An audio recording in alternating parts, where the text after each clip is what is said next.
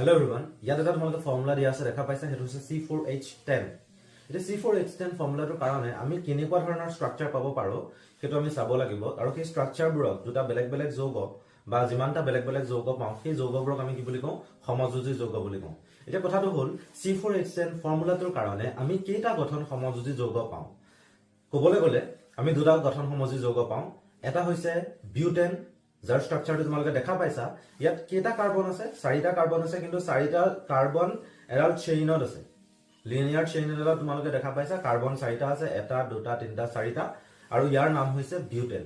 কিন্তু C4H10 ফৰ্মুলাটোৰ কাৰণে আমি আৰু এটা ষ্ট্ৰাকচাৰ পাওঁ সেই ষ্ট্ৰাকচাৰটোত কিন্তু চেইনডালত তোমালোকে দেখা পাইছা য'ত মই ৰেড কালাৰ বক্স কৰি দিছো সেই চেইনডালত তোমালোকে দেখা পাইছা যে তাত তিনিটা কাৰ্বন আছে কিন্তু মাজৰ কাৰ্বনটোৰ পৰা আৰু এটা কাৰ্বন ওলাই গৈছে আৰু মাজৰ কাৰ্বনটোৰ পৰা ওলাই যোৱা কাৰ্বনটোৱে এটা গ্ৰুপ গঠন কৰিছে হেতু হৈছে CH3. এতিয়া এই যৌগটোৰ নাম হ'ব 2-মিথাইল প্ৰপেন.